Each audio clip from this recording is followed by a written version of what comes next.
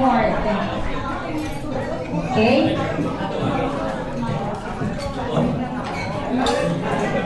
Hello po, I will call on you po. Thank you. And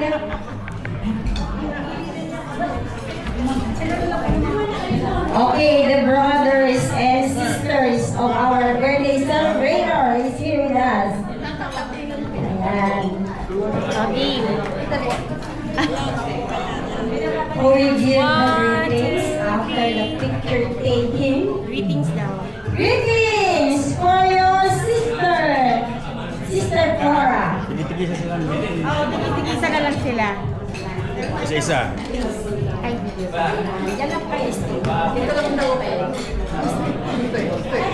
Maganda na po sa inyo lahat. Kami po ang ating dalang kapatid ni Ate Cora. Siya po ang pangalan sa siya po ang kapatid. Absent lang po sa kasi nasa New York siya. Binabati po namin ang ating happy 84th birthday. Na sana dumami pa ang pagdiriwang natin ngayon, kamukha ngayon. Next year, mas malaki kasi 85 na siya.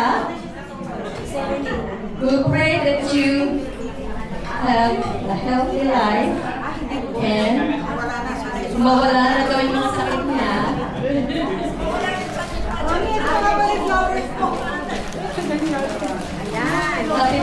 Happy birthday, ate.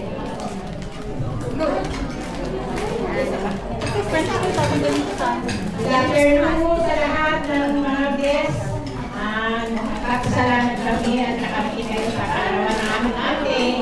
Kami po ay masaya at nakakasama kami ngayon.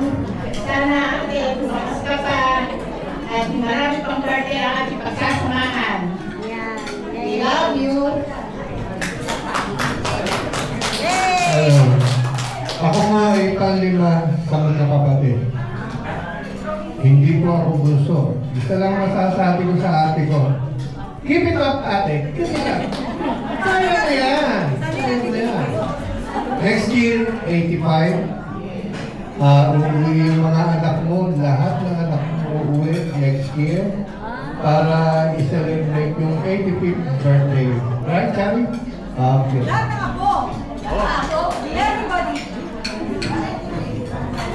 Happy birthday, Ate. May you have more birthdays to come. Enjoy your special day with your family and friends. We got them all.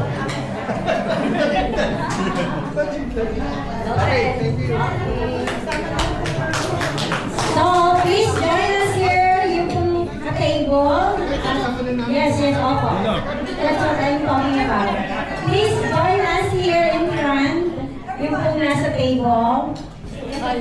With the brothers and sisters of our celebrator. Kaya nga. Actually po, si Charis ay bunso. And then, ang ate nila, Maria Josefina Cinderella Santos Paulino, married to Roger Paulino, of our very own barangay Adwas, with two sons, Joshua and Gian. And the second is Maria Cecilia Santos Munar, anak ng married to Romeo Munar Boninaw, with an only son, Gian Frances. Okay, so all in all, Sister Cora had three children, three beautiful. The grandson,